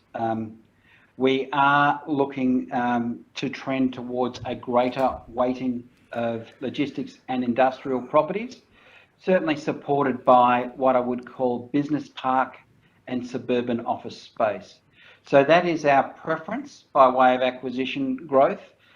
Certainly it's a challenging market at this point in time, where we're seeing yields in many of the markets that we're in at very firm levels. So it's one that we're treading carefully in, but we do think that there still remains opportunities for growth, potentially in markets such as the United Kingdom, as well as Germany. If we are to participate in a logistics and industrial growth viewpoint in Australia, I dare say it may involve some form of either development or at least looking to take on some speculative leasing activities as well. And we're comfortable to do so given the strong dynamics that we're seeing, certainly in the Australian market and potentially in other markets as well. Okay. The second question is, how might the recent inflationary pressure, including rising energy costs, impact FLCT and any risks to the portfolio as well with the ongoing Russia and Ukraine conflict? Right. And once again, that is a question that we've more recently been getting from our investors. In relation to energy costs, certainly with the logistics and industrial portfolios in Germany, Australia, the Netherlands and the UK, most of those costs are actually passed through to the tenant. In fact, they are costs that are borne by the tenant, and the tenant has a direct relationship with the retail energy provider in any case. If there was to be an impact on the portfolio, it's really going to be associated with the commercial properties, and probably more so with our Singapore property, where it tends to go in the pool of outgoings recoveries, or expense pool, I should say, for those properties. But certainly for the commercial properties, such as Caroline Chisholm Centre, once again, there is a direct relationship between the tenant and the energy provider, rather than through the landlord. The one thing I would say in relation to the Ukraine crisis and our European assets is that all of our assets are continuing to operate, and in fact they've been quite resilient through both the pandemic and as well as obviously through this more recent challenge. But it's really not at this point in time impacting the operations of our tenants. Although I would note that a couple of the automotive companies that we do have, and these are large automotive companies in our portfolio, do source some of their parts from the Ukraine. So that has, from a supply chain viewpoint, caused a little bit of an issue, but it's certainly not at this point in time impacting their capacity to pay rent or otherwise. Okay, Tricia, now you can open your own microphone if you have anything to add. Please feel free to do it. Let's go to the last question. Okay, I picked this one. Will FLCT look to go beyond its existing markets? If yes, which one would be your choice markets? We like all the markets that we're in, to be honest, all 5 markets that we're in. I think it's really going to be opportunity-led per se when it comes to industrial opportunities. We're obviously, as I said earlier, treading carefully given where yields are, but we still, through our network of both local-based representatives and relationships across the globe, do think that there are opportunities to grow, certainly industrially and maybe through business parks as well, or suburban offices in the major markets that we're in. So I would not dismiss any of those markets. Okay, Ms. Tricia, we have some technical problem with your microphone. This is the last chance if you want to add something to our investor and our audience, please. No, I think Rob has already addressed most of the questions, and maybe just in terms of, I guess in terms of the capital management front, again, because of the recent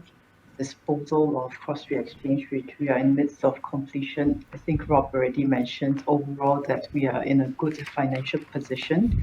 and Rob has also mentioned about the deployment of part of that proceeds, looking at the areas that we're looking to invest, and of course in terms of part of those proceeds that will also bring down our gearing to below 30%, so one of the lowest amongst the Singapore REITs. Again, a very prudent capital position to allow us a maximum financial flexibility. Okay, thank you so much from you two, and we have a lot of useful information here. Thank you, Mr. Robert Wallace, Chief Executive Officer, and Ms. Tricia Yo, Chief Financial Officer of Flct. Thank you so much. Thank you. โอเคครับในลำดับต่อไปนะครับจะมีอีก1บริษัทนะครับที่เข้ามาร่วมการนำเสนอข้อมูลของบริษัทกับเรานะครับเมื่อสักครู่เนี่ยเราคุย2บริษัทที่เป็นลักษณะของ REIT ที่เป็นธุรกิจที่ทำบริหารอสังหาริมทรัพย์เนี่ยนะครับในรูปแบบต่างๆเดี๋ยวเราจะลองเปลี่ยนไปดูอีก1บริษัทนะครับที่เขาทำธุรกิจอื่นที่น่าสนใจกันบ้างคือบริษัท AEM Holding เนี่ยนะครับเขาเป็นผู้นำด้านเทคโนโลยีการให้บริการทดสอบกระบวนการผลิตเซมิคอนดักเตอร์ครับเขาก็จะมีฐานในการดำเนินธุรกิจอยู่นะครับอยู่ในทั้งสิงคโปร์มาเลเซียอินโดนีเซียจีนนะครับแล้วก็ไปทางฝั่งยุโรปด้วยอย่างทางฟินแลนด์นะครับวันนี้เราก็ได้รับเกียรติจาก2ท่านนะครับที่จะมาร่วมกันนำเสนอนะครับวันนี้ก็จะมีทั้งคุณลียงซุกฮานนะครับเป็น CFO แล้วก็คุณซามีมาลานะครับเป็น Senior Director of Corporate Development ของ AEM เนี่ยนะครับผมขออนุญาตแนะนำประวัติคร่าวๆเบื้องต้นนะครับของคุณลียงซุกฮานนะครับ CFO ของบริษัทเนี่ยมีบทบาทในการวางแผนการเงินในทุกๆด้านนะครับรวมถึงแผนธุรกิจการบริหารความเสี่ยงแล้วก็การกำกับกิจการที่ดีนะครับให้มีความโปร่งใสตรวจสอบได้คุณฮานนั้นมีประสบการณ์เป็นผู้บริหารด้านการเงินมากกว่า20ปีแล้วในหลากหลายอุตสาหกรรมนะครับและในบริษัทที่จดทะเบียนอยู่ในตลาดหลักทรัพย์สิงคโปร์นะครับนอกจากนี้ครับคุณฮานก็ยังมีประสบการณ์การทำงานทั้งในจีนในฮ่องกงในยุโรปนะครับมากกว่า10ปีแล้วก็มีความเชี่ยวชาญทั้งเรื่องการระดมทุนจัดหาเงินทุนปรับโครงสร้างบริหารพอร์ตโฟลิโอนะครับรวมถึงเรื่องการควบรวมกิจการด้วยในเวลานี้นะครับเดี๋ยวผมมอบเวทีนะครับให้กับทั้ง2ท่านเลยนะครับ May I invite Miss Leong Suk Han Chief Financial Officer and Mr. Samir Maula Senior Director of Corporate Development of AEM นะครับขอเชิญทั้ง2ท่านเลยครับ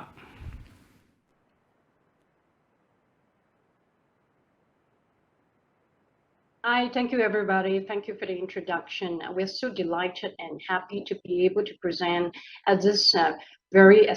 auspicious and as well as prestigious event organized by SCT and SGX. With me is my colleague Samir Mullah, who's the Senior Director for Business Development, Corporate Development. And here I would like to use some slides here to walk through an introduction of AEM, what we do, the industry landscape, our business model, and some of the key financial highlights. And hopefully at the end of this session, we will be able to create more awareness of our company and what we do and how we compete in the marketplace. So without further ado, maybe let me just walk through the key introduction before I hand over to Samir to do the industry outlook and perspective. Because this is a disclaimer, safe harbor clauses about AEM. So information and presentation in these statements may contain forward-looking statements and could be subject to risks and uncertainties. We just want to caution every investor and every participants in this presentation and this seminar that any of this information, if they need to be taken into discretion in your own investment decisions, and that should be clearly something that would be relevant. As we go into the next slide, let me just walk through the key highlights of AEM. AEM is a global leader in application-specific intelligence systems. We handle semiconductors and electronics companies serving the advanced computing, 5G and AI markets.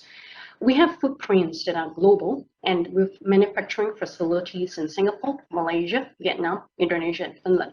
In addition, we also have application engineering offices in Shanghai, in Hsinchu, which is in Taiwan, Costa Rica, and San Diego. Together with all these facilities and innovation efforts, it helps us to actually expand our portfolio of offerings from wafer sort to back-end to final tests and system level tests. We have about 40,000 SLT system level test sites in production with full stack capability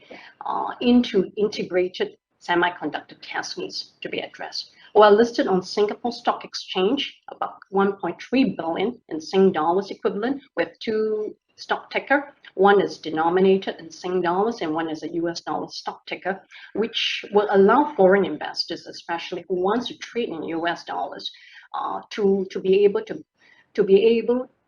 in our counter using US dollar, reducing any FX volatility, foreign exchange volatility in your own currencies.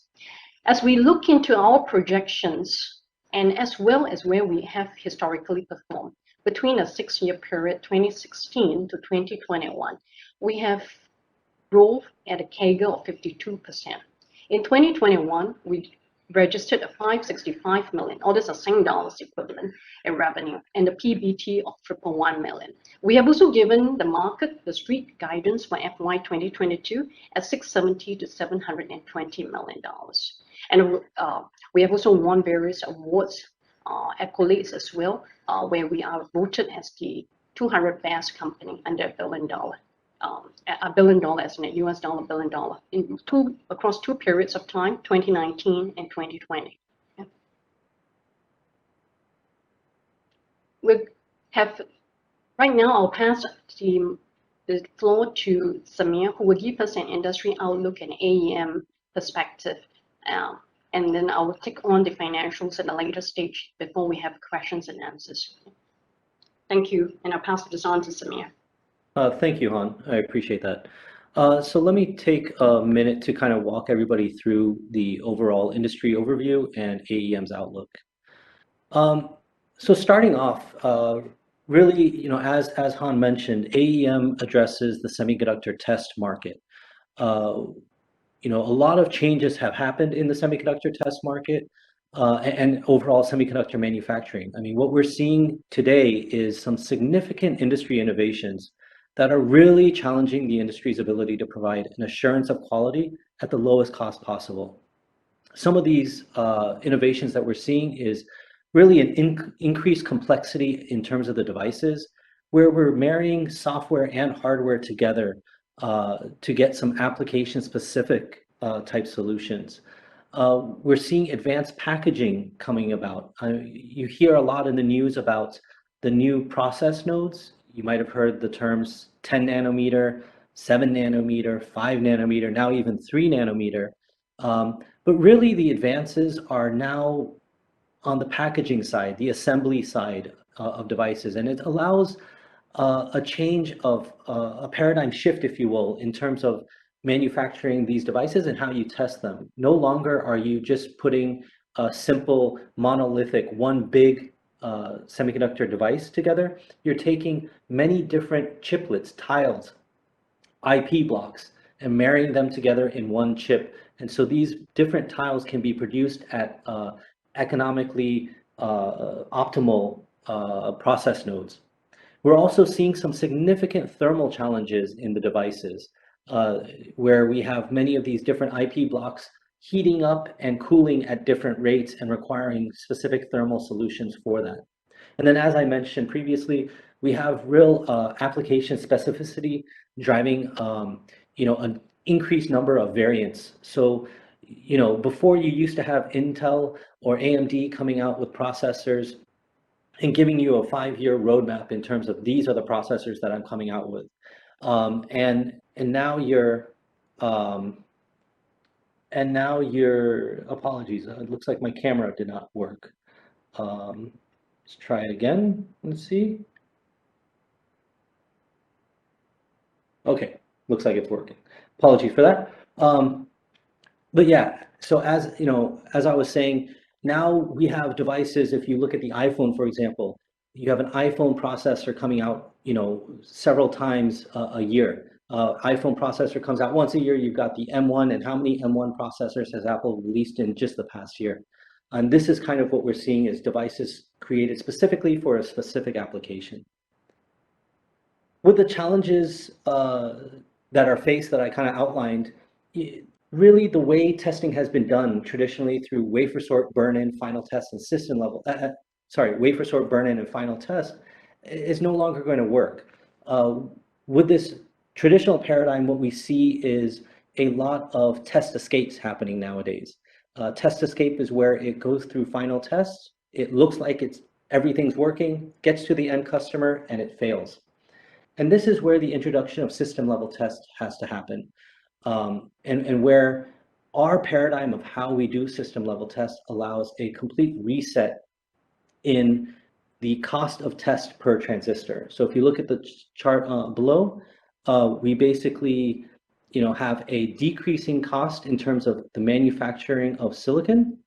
And here in red, we have the original test cost. And you can see this is a logarithmic scale. This test cost was not tracking in parallel to the cost of silicon. And if it had continued this way, you would have had a more expensive cost of test than it would have cost to manufacture the silicon, which was unacceptable. But we had some significant innovation in the early 2000s in the test industry. And, that allowed us to go kind of in parallel with what silicon costs, manufacturing costs were. But then the industry started to advance, as I mentioned, with all of the innovations, and you're starting to see the cost of test again start to come to a point where it's going to intersect silicon costs. And we believe with our system level test paradigm and how we do system level test and what we do with our key customer, which has been proven with effectively the largest semiconductor manufacturer in the world, it truly resets the economics for semiconductor testing. So let me just step back and explain exactly what is system level test. So system level test basically is the concept of taking a device, bringing that device that is under test into its mission mode environment. So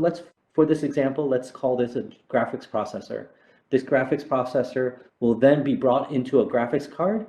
and you'll put this graphics card on a motherboard and turn on the computer effectively. And that's how you determine, is this working in a system level, right? You're basically taking the device and putting it in its end use application and checking to see if everything works. Now, to do this in a high volume manufacturing automated fashion, we need to bring in some other capabilities that we have an extreme set of expertise on. Firstly, you need to bring in some intelligent device handling, an ability to handle hundreds of these devices all at the same time, all asynchronously. So irrespective, each device is going on its own, and once a device finishes, you can pull that device and keep operating as efficiently as possible, not waiting for batches to complete. You also need to bring in some test instrumentation. We had acquired a test company back in early 2020, and we use that capability, the instrumentation capability, to allow us to provide additional diagnostic capabilities for the devices that are under test. And lastly, you need some environmental or thermal management. This is what's also known as active thermal control. We have a strong portfolio of active thermal control capabilities, clearly the leader in the industry from this perspective, and it allows devices to be tested more rapidly and pushing more data through it by managing the thermal load of the device. So if we take our capabilities that I've mentioned, the active thermal control, the instrumentation, and our intelligent device handling, it allows us to basically push forward with what we call a Test 2.0 vision. We believe Test 2.0 is going to leverage those capabilities along with data analytics and process flow management to completely change the way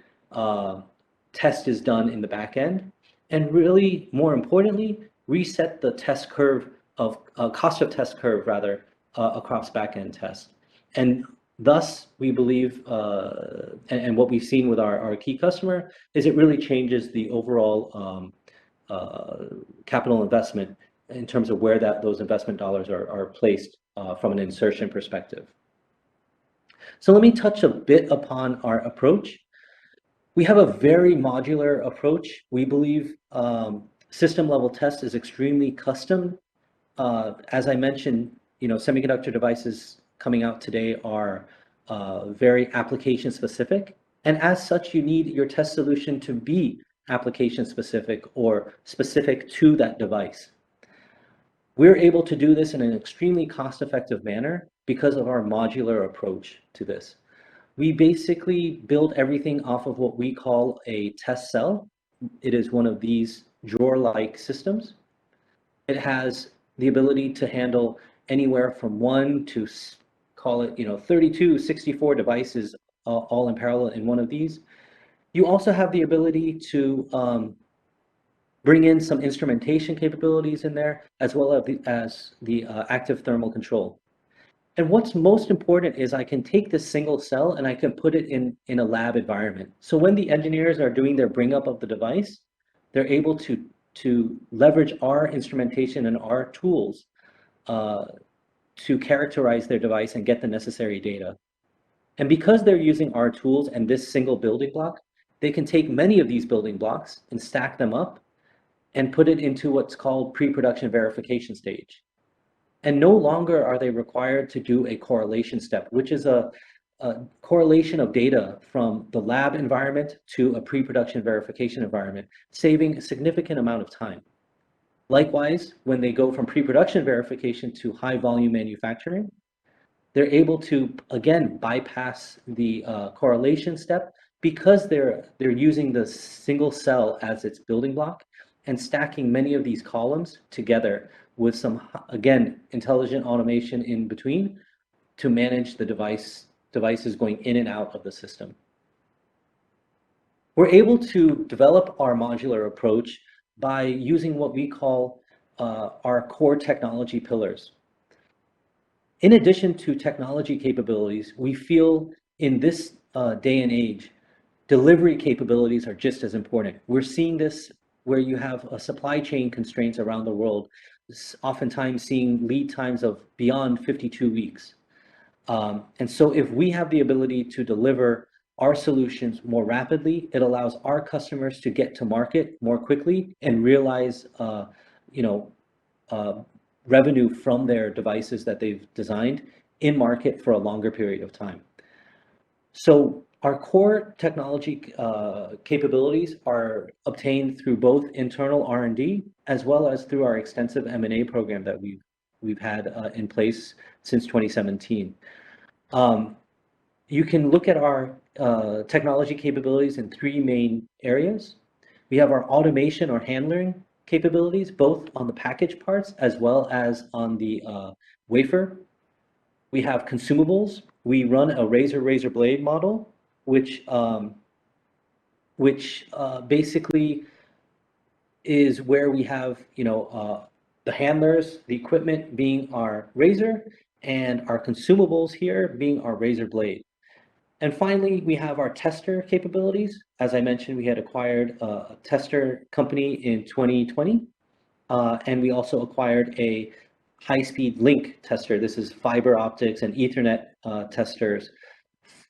We acquired them in 2018.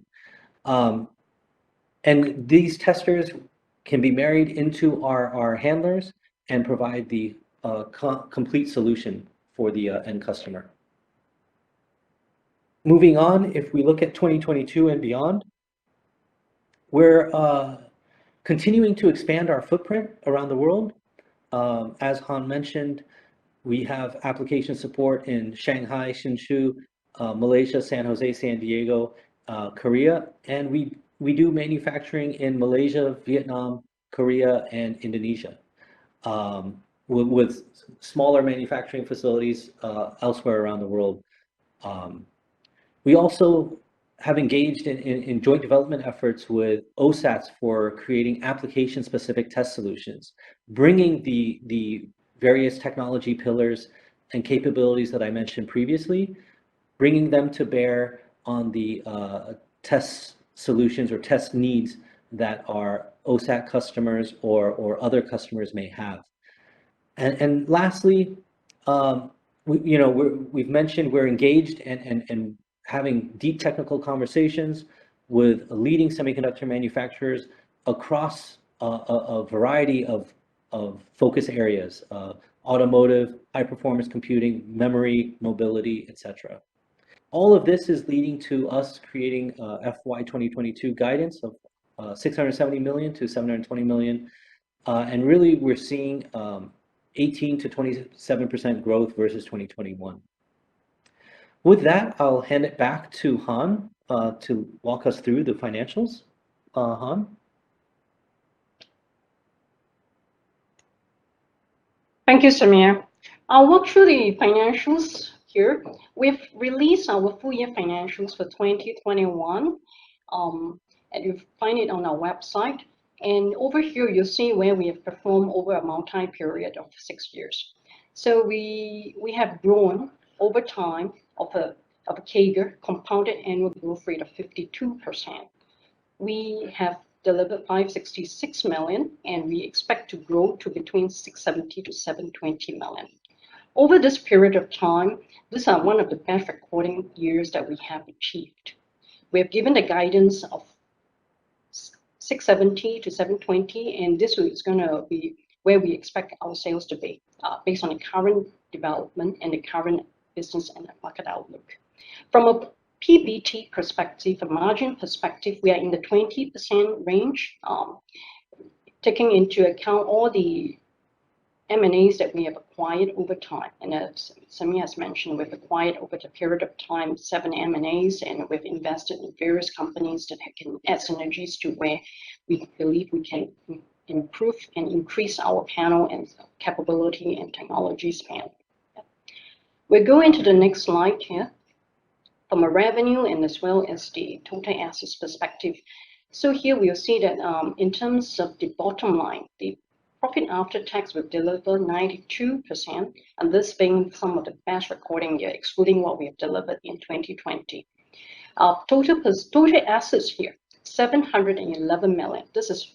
2 times what we have done in 2020, and from an equity perspective, 403 million is also coming to 2 times of what we have achieved in 2020. From an earnings per share, fully diluted, we are 32 cents, and from a net asset value per share is 130 cents per share. We're going to the next slide to look at, here is a revenue mix of where our business is. So we have 3 buckets here. You can see the different shades of green here. Our business focuses also on test equipment, consumables, razor blade, where there are replacements, consumables, and services. Services would be services that we provide for manufacturing services, engineering services here. We see the revenue mix that we have over a protracted long period of time is skewed towards consumables and services. But if we look at across period of time, it's almost like 50% towards equipment and 50% towards consumables. We go into the next slide. Here, I just want to share with the participants in this seminar. This is really where, as you see in our earlier slide, where we have growth in terms of revenue and as well as profitability. Our assets have grown as well, and our net asset value per share has also grown tremendously over time. As we go into the balance sheet here, it suffices to say that we have one of the most sound capital structure. Our debt equity ratio is very robust in terms of the max here. So it's a 0.2%. So in short, it means there's a headway for in terms of debt if we want to increase debt. And from an equity perspective, there's about 402 million. So between these 2 periods of time, December 2020 and December 2021, we'll see that we have increased in terms of our total assets and variable categories in the liabilities. And they are all a function of acquisitions that we've made over time throughout 2021 and as well as before that. You'll see that we have also acquired and completed a compulsory acquisition of another listed company on the Singapore Stock Exchange. Therefore, which is one of the largest M&A we've taken in place to date, that results in the increase in the balance sheet structure. Okay. We'll go into the next slide here to talk about capital allocation in terms of investing for growth, in terms of payback to shareholders. This is tracking in terms of a 3-year period, in terms of dividends that we have paid to shareholders, share buybacks we've done, and investing for growth to bring the company to a different scale. Our dividend policy is around 25% payout on recurring income. So across a period, we've distributed 52 million of dividend out to shareholders that constitute about 30% of the pie. And from a share buyback, we look at share buybacks, and then that's about 10 million that we have done for share buybacks to date, and investing for growth, which is one of the things that we've done over the period of time since 2017, and that takes up about 65% from a capital allocation. I'll go into the last slide here for the financial flavor. In terms of the source and application of fund, we started the year with 135 million and ended at 217 million. There are obviously cash needed for working capital, and working capital needs have increased largely because of the COVID situation. So where we are also looking into managing our inventory to make sure that we do not have supply chain constraints when we are ramping up for our customers. From our investing activities, as I mentioned earlier, so we have invested in some of the M&As, and that leads up to investing cash outflow of 105 million. From a financing activity, we were also pleased that